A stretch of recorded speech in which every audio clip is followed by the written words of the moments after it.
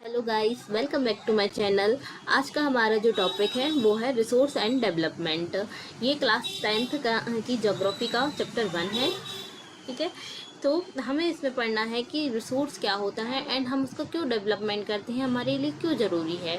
सो start करते हैं definition of resource से। Everything is our environment that can satisfy our needs provided it is technologically accessible, economically feasible and culturally acceptable, that is resource. तो हर वो चीज़ जो हमारे environment में प्रेजेंट है, जो हमारी नीड्स को सेटिस्फाई करती है, मतलब ह्यूमन बीइंग की नीड्स को सेटिस्फाई करती है, वो कैसी होती है? टेक्नोलॉजिकली एसेसिबल होती है, इकोनॉमिकली फीजेबल होती है एंड कल्चरली एक्सपेक्टेबल होती है, दैट इज़ रिसोर्स। मतलब हम उसको इजीली, यानी कि हमारे पास टेक्नोलॉजी होती है कि हम उसको यूज़ कर पाएँ। ठीक है, इकोनॉमिकली फीजेबल होता है, मतलब कि हम उसको अफोर्ड कर पाएँ एंड कल्चरली एक्सपेक्टेबल, हमारे वो कल्चर में एक्सपेक्ट, यानी उसको सब लोग माने या वो हमारे कल्चर में वो प्रचलित हो। तो ऐसा जो रिसोर्स होता है वो ऐसी जो चीज़ होती है उसको रिसोर्स बोलते हैं। ठीक है, इसके की फैक्टर क्या है? इसके मेनली 3 की फैक्टर हैं। First nature, technology and institution. इसको हम इस डायग्राम से समझते हैं, फिगर 1.1 से। ये क्या बता रहा है? जो ह्यूमन बीइंग है वो एक इंटरडिपेंडेंट रिलेशनशिप शो करता है। किस किस से? नेचर से, टेक्नोलॉजी से एंड इंस्टीट्यूशन से। कैसे? तो हमारे पास नेचर है, मतलब कि हमने नेचर से कोई भी एक रॉ मटेरियल को लिया। ठीक है, तो हमें रॉ मटेरियल को लेने के लिए हमें किसी चीज़ की जो ज़रूरत पड़ेगी, तो उसके लिए हमारे पास क्या है? हम टेक्नोलॉजी का यूज़ करेंगे। फॉर एग्जाम्पल में, जैसे कि हमें वुड काटना, यानी कि लकड़ी काटनी है। लकड़ी काटने के लिए हमारे पास कोई औजार होना चाहिए, कोई यानी वेपन होना चाहिए जिससे कि हम उसको काट पाएँ। तो उसके लिए हमने क्या यूज़ किया? टेक्नोलॉजी यूज़ की। या फिर हम मशीन का यूज़ करेंगे लकड़ी काटने के लिए, या फिर उसका एक्स का। ठीक है, तो हमारे पास तो हम टेक्नोलॉजी का यूज़ करेंगे। तो हमारे पास नेचर से हमें कोई भी चीज़ लेनी है तो उसके लिए हमें टेक्नोलॉजी का यूज़ करना है। अब जब हमने काट लिया है, लकड़ी काट ली, तो अब उसको हमें रखने के लिए भी तो कोई जगह चाहिए है। तो उसके लिए हमने क्या क्रिएट किया? इंस्टीट्यूशन क्रिएट किया।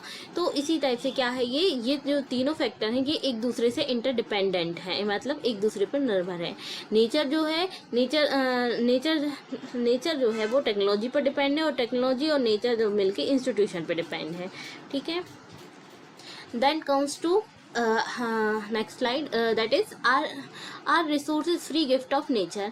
क्या हम ये मानते हैं कि रिसोर्स जो है वो फ्री गिफ्ट ऑफ नेचर है, यानी हमें नेचर से फ्री मिले हैं? No, resources are result of human effort, technological transformation, institutional support. नहीं, रिसोर्स जो होते हैं वो क्या होते हैं? ह्यूमन एफर्ट्स का ही एक रिजल्ट होते हैं। जब ह्यूमन्स उसमें मेहनत करते हैं, जैसे कि एग्रीकल्चर करते हैं, तो उसमें जब वो लोग अपना पूरा यानी कि प्रोसेस करते हैं एक, तो उसका जो रिजल्ट होता है वही एक तो हमें रिसोर्स मिलता है ना। तो क्या है? एक ह्यूमन एफर्ट है, टेक्नोलॉजिकली ट्रांसफॉर्मेशन होता है, और एक इंस्टीट्यूशनल सपोर्ट प्रोवाइड करता है। तो human are essential component of resource development. तो ह्यूमन जो है एक बहुत ही इम्पोर्टेंट कंपोनेंट है रिसोर्स डेवलपमेंट का। देन क्लासिफिकेशन ऑफ रिसोर्सेज का क्लासिफिकेशन देखते हैं। तो रिसोर्स जो है उसको 2 टाइप में कैटेगराइज किया गया है। First is natural, second is human. ठीक है, नेचुरल रिसोर्सेज को फर्दर क्लासीफाई किया गया है 2 टाइप में, renewable and non renewable. Renewable resources ऐसे रिसोर्सेज होते हैं जो कि अनलिमिटेड हो, जिनको यानी कि जो रिन्यू ऑटोमेटिक होते हैं by physical, chemical and mechanical process से। ऐसे जो रिसोर्सेज होते हैं वो रिन्यूएबल की कैटेगरी में आते हैं। एग्जाम्पल में सनलाइट, वाटर, ये सभी कैसे हैं? रिन्यूएबल रिसोर्सेज है, यानी कि इनको रिन्यू करने के लिए कोई ह्यूमन एफर्ट की जरूरत नहीं पड़ती, ये ऑटोमेटिक अपनी प्रोसेस करते रहते हैं बाय नेचुरल। ठीक है, नॉन रिन्यूएबल रिसोर्सेज ऐसे रिसोर्सेज होते हैं जो एक टाइम बाद खत्म हो जाते हैं, यानी कि सिर्फ लिमिटेड अमाउंट में ही वो प्रेजेंट होते हैं। ऐसे रिसोर्सेज नॉन रिन्यूएबल रिसोर्स की कैटेगरी में आते हैं। एग्जाम्पल में लाइक पेट्रोलियम। जो पेट्रोलियम होता है ऑयल होता है वो क्या होता है, उसको बनने में बहुत ज़्यादा टाइम लगता है, लाखों हज़ारों साल लग जाते हैं जब जाकर हमें वो ऑयल मिलता है। तो और वो जो ऑयल मिलता है वो एक लिमिटेड अमाउंट में ही होता है। तो ये क्या है, हम उसको बार बार रिसाइकिल नहीं कर सकते। तो ये क्या है, नॉन रिन्यूएबल रिसोर्स है। इसकी कैटेगरी नॉन रिन्यूएबल रिसोर्स को दो कैटेगरी में डिवाइड किया गया है। First is recyclable and second is non recyclable. Recyclable resources ऐसे रिसोर्सेज होते हैं जिनको हम रिसाइकिल कर पाएँ, जैसे कि मेटल्स। जो मेटल्स होते हैं, एक बार हमने मेटल को एक्सट्रैक्ट कर लिया, फिर हम मेटल्स से और यानी कि और मेटल्स बनाते हैं, ठीक है, उनको फिर हम रिसाइकिल करके उनका दूसरा फॉर्म बना लेते हैं, तो उसको हम रिसाइकिल कर पा रहे हैं। लेकिन कुछ ऐसे होते हैं रिसोर्सेज जिनको हम रिसाइकिल नहीं कर पाते, वो किस कैटेगरी में आते हैं, नॉन रिसाइकलेबल। एग्जाम्पल में फॉसिल फ्यूल्स, मतलब कि एक बार हमने अगर पेट्रोल को यूज़ कर लिया, तो पेट्रोल डीजल को यूज़ कर लिया, तो वो फिर क्या होगा, हम उसको दोबारा यूज़ नहीं कर पाएंगे। क्यों नहीं कर पाएंगे, क्योंकि जब हम एक बार यानी कि पेट्रोल को बर्न कर लेंगे तो फिर वो हमें दोबारा उसी फॉर्म में यानी कि नहीं मिलेगा, इसलिए वो क्या हो जाएगा, नॉन रिसाइकेबल। देन रिन्यूएबल को भी दो टाइप में क्लासिफाई किया गया है। फर्स्ट इज कंटिन्यूअस और flow and second is biological. Continuous और फ्लो यानी कि ऐसे रिसोर्सेज जो कंटिन्यू हो, यानी कि जो लगातार हमें मिलते ही हो, सनलाइट। एग्जाम्पल में विंड, वाटर, जैसे कि विंड हो गई हवा, कंटिन्यूअस हमें वो प्रेजेंट ही होती है हमारे एटमॉस्फेयर में और कंटिन्यूअस हम उसको इनहेल करते हैं, ठीक है, वाटर, ठीक है। बायोलॉजिकल को फर्दर दो टाइप में क्लासिफाई किया गया है, natural vegetation and wild life, ठीक है। नेचुरल वेजिटेशन में ऐसे रिसोर्सेज आ जाएंगे जो हम नेचर से लेते हैं। एग्जाम्पल में जैसे फॉरेस्ट से हम फ्रूट लेते हैं, वेजिटेबल्स, वुड्स और भी चीज़ें हम लेते हैं, ठीक है। वाइल्ड लाइफ रिसोर्सेज में ऐसे रिसोर्सेज आ जाएंगे जो हम वाइल्ड लाइफ या वाइल्ड लाइफ से लेते हैं। एग्जाम्पल में एनिमल्स से जो हम रिसोर्स लेते हैं वो वाइल्ड लाइफ रिसोर्सेज में आ जाएंगे। एग्जाम्पल में शीप से हम वूल को लेते हैं, ठीक है। लेदर जो होता है एनिमल्स की स्किन से मिलता है। तो ये सब जो रिसोर्सेज है वो किस कैटेगरी में आ जाएंगे, वाइल्ड लाइफ रिसोर्सेज में। तो ये हमारा है classification of resources. Then comes to हर क्लासिफिकेशन। तो बेस्ड ऑन ओरिजिन के बेस पे रिसोर्सेज दो टाइप के होते हैं, biotic and abiotic. Based on exhaustibility these are of two type, renewable and non renewable.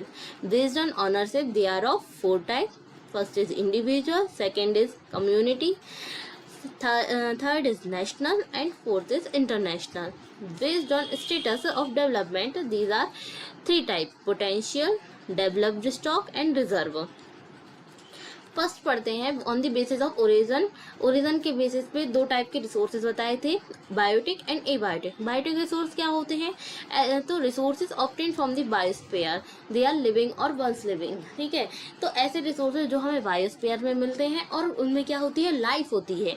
तो ऐसे जो रिसोर्सेज होते हैं वो बायोटिक रिसोर्सेज की कैटेगरी में आते हैं। एग्जाम्पल में क्या आ जाएगा, plant, animals, forest, fisheries and humans, ठीक है। Abiotic resources that are non living and come from non biological sources.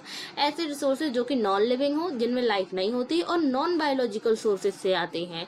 Example minerals हो गया, metals, air, water, rocks, etc. Then comes to on the basis of exhaustibility मतलब हम उसको खपत कितने यानी कंज्यूम के बेस पे, जितना हम उसको कंज्यूम करें उसके बेसिस पे दो टाइप के होते हैं, renewable and non renewable. Renewable यानी कि resources that can be replenished naturally over time, यानी कि ऐसे रिसोर्सेज जो कि खुद ऑटोमेटिक यानी ओवर द टाइम वो खुद अपने आप में रिप्लेनिश्ड हो जाए और रिन्यू हो जाए। एग्जाम्पल में solar energy, wind energy, forest और ग्राउंड वाटर। इसको हम ये भी कह सकते हैं रिन्यूएबल को कि ऐसे रिसोर्सेज जो कि अनलिमिटेड हो, जिनका कोई यानी कि हमें एक एक्यूरेट वैल्यू अमाउंट आप बताओ कि हमें वो कितना, यानी कि हमें वो अनलिमिटेड मिल रहे हैं, तो ये अनलिमिटेड हो है, ठीक है। फिर सेकेंड है नॉन रिन्यूएबल, तो resources that can not be replenished quickly once exhausted, they takes millions of year to form. तो ऐसे रिसोर्सेज जो कि रिप्लेनिश्ड नहीं हो क्विकली बहुत जल्दी हमें रिप्लेनिश्ड नहीं होते हैं, उनको मिलियंस ऑफ ईयर लग जाते हैं फॉर्म होने में, तो ऐसे रिसोर्सेज नॉन रिन्यूएबल की कैटेगरी में आते हैं। एग्जाम्पल में coal, petroleum, natural gas, minerals, etc. On the basis of ownership, ownership के बेसिस पे resources are of 4 type. Individual resource, individual resource कैसा होता है, तो resources owned by private individual, जो ऐसा रिसोर्स जो कि यानी कि खुद हम अपन खुद ही आउन करते हैं, प्राइवेट इंडिविजुअल यानी कि इंडिविजुअल या पर्सन खुद आउन करता है, ऐसे रिसोर्सेज इंडिविजुअल रिसोर्सेज की कैटेगरी में आते हैं। एग्जाम्पल में agriculture, land, agricultural land, house, cattle, etc. Like example में मोबाइल फ़ोन भी आ जाएगा, क्योंकि जो मोबाइल फ़ोन था वो हमारा क्या है, एक इंडिविजुअल रिसोर्स है। ठीक है।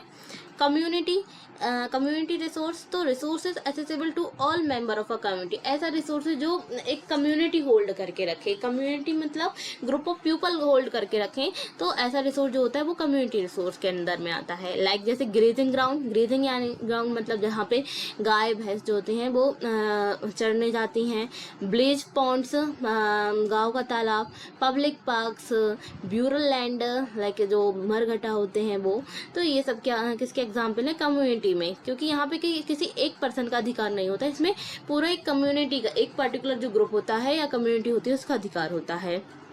नेशनल रिसोर्सेज, तो resources belong to the nation, the government has the right to regulate their use, तो ऐसे रिसोर्सेज जो कि एक नेशन से बिलोंग करे और हाँ, और उनके पास जो है गवर्नमेंट का राइट हो उसको रेगुलेट करने का, तो ऐसे जो रिसोर्सेज होते हैं वो नेशनल रिसोर्सेज की कैटेगरी में आते हैं। ठीक है। जैसे कि forest, river, railways, minerals with in the territory. ठीक है। फिर fourth is international resource, international resource यानी ऐसे रिसोर्सेज जो हमारी टेरिटोरी के बियॉन्ड चले जाते हैं, resources that lie beyond the territorial boundary and are regulated by international law, और उन पर इंटरनेशनल लॉ रेगुलेट होते हैं, ऐसे रिसोर्सेज इंटरनेशनल की कैटेगरी में आते हैं। मतलब कि जैसे कि हमारे इंडिया है, इंडिया की बाउंड्री के बाहर जो रिसोर्सेज होंगे वो किस में आएंगे, इंटरनेशनल बाउंड्री, इंटरनेशनल रिसोर्सेज की कैटेगरी में आएंगे। और हमारी जो इंडिया है, इंडिया की बाउंड्री के अंदर जो भी हमें रिसोर्सेज मिलेंगे वो हमारे नेशनल रिसोर्स होंगे।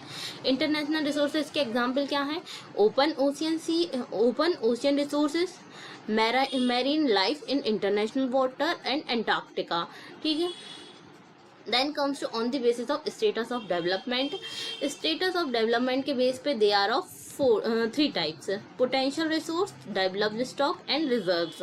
पोटेंशियल स्टॉक क्या होते हैं, पोटेंशियल रिसोर्स क्या होते हैं, resources that are found in a region but not yet use due to lack of technology और कैपिटल, ऐसे रिसोर्सेज जो एक पर्टिकुलर रीजन में पाए जा रहे हैं बट जो उनका हम यूज़ नहीं कर पा रहे हैं, लैक ऑफ टेक्नोलॉजी और कैपिटल, हमारे पास टेक्नोलॉजी और कैपिटल यानी पूंजी ना होने के कारण हम उनको यूज़ नहीं कर पा रहे हैं, पर वो हम एक पर्टिकुलर रीजन में पाए जा रहे हैं, तो ऐसे रिसोर्सेज जो होते हैं वो पोटेंशियल की कैटेगरी में आते हैं। जैसे कि wind and solar energy in Rajasthan and Gujarat, Rajasthan and Gujarat के विंड एंड सोलर एनर्जी कैसे है ये, तो जैसे कि जो राजस्थान और गुजरात का जो एरिया है वहाँ पे यानी कि जो सोलर एनर्जी और विंड एनर्जी है वो अनलिमिटेड आती है, लेकिन हम उसका क्या पूरा यूज़ कर पाते हैं, नहीं कर पाते ना। तो ये जो हो गई क्या हो गया, मतलब कि हमारे पास टेक्नोलॉजी और कैपिटल के कारण हम उस रिसोर्स को फुल्ली यूटिलाइज नहीं कर पा रहे हैं, तो ये जो है पोटेंशियल रिसोर्सेज की कैटेगरी में आएगा। ठीक है। फिर आता है डेवलप्ड स्टॉक। डेवलप्ड स्टॉक क्या होती है, तो resources that are surveyed and known for their quantity and quality and currently being used, तो ऐसे रिसोर्सेज जो हम सर्वे के थ्रू उसको पता लगाते हैं कि वो कहाँ है और उसकी क्वालिटी और क्वांटिटी पता हो कि वो किस क्वालिटी में मिल रहा है और उसकी क्वांटिटी कितनी है और उसको हम यूज़ कर पा रहे हैं, तो ये जो होते हैं वो डेवलप्ड स्टॉक की कैटेगरी में आते हैं। जैसे कि पेट्रोलियम इन मुंबई हाई के पेट्रोलियम, आयरन ओर इन छत्तीसगढ़। ठीक है, ये इसमें डेवलप्ड स्टॉक के एग्जाम्पल हैं। Third is reserve, a part of developed stock which can be use in the future with the help of existing technology. तो डेवलप्ड जो रिजर्व है एक डेवलप्ड स्टॉक का ही पार्ट है, पर लेकिन इसमें क्या डिफरेंस है कि इसमें हमारे पास हम इसको फ्यूचर के लिए यूज करने के लिए रिजर्व करके रखे हैं, और हम with the help of existing technology, मतलब कि हमारे पास इसमें टेक्नोलॉजी भी है और रिसोर्सेज भी है, लेकिन फिर भी हम उसको यूज़ नहीं कर रहे, फ्यूचर के लिए स्टोर करके रख रहे हैं। तो ऐसे जो ऐसे जो रिसोर्स उसको क्या बोलेंगे, रिजर्व रिसोर्स, ठीक है। मतलब रिजर्व मतलब कि हम उसको बचा कर रख रहे हैं, रिजर्व करके रख रहे हैं। इसके एग्जाम्पल में क्या आ जाएंगे, water stored in dams, dams में हम वाटर को स्टोर करके रख रहे हैं जो कि हमें फ्यूचर जब जैसे कि पानी की अगर कहीं भी कमी आएगी बाय चांस, तो हम उसको यूज कर पाए। Uranium deposit not yet extracted, और अभी जो यूरेनियम डिपोजिट है उनको भी एक्सट्रैक्ट नहीं कर रहे हैं, उनको हम सेव करके रख रहे हैं फ्यूचर के लिए। And one of the example is petroleum which is located in Assam, Dibrugarh.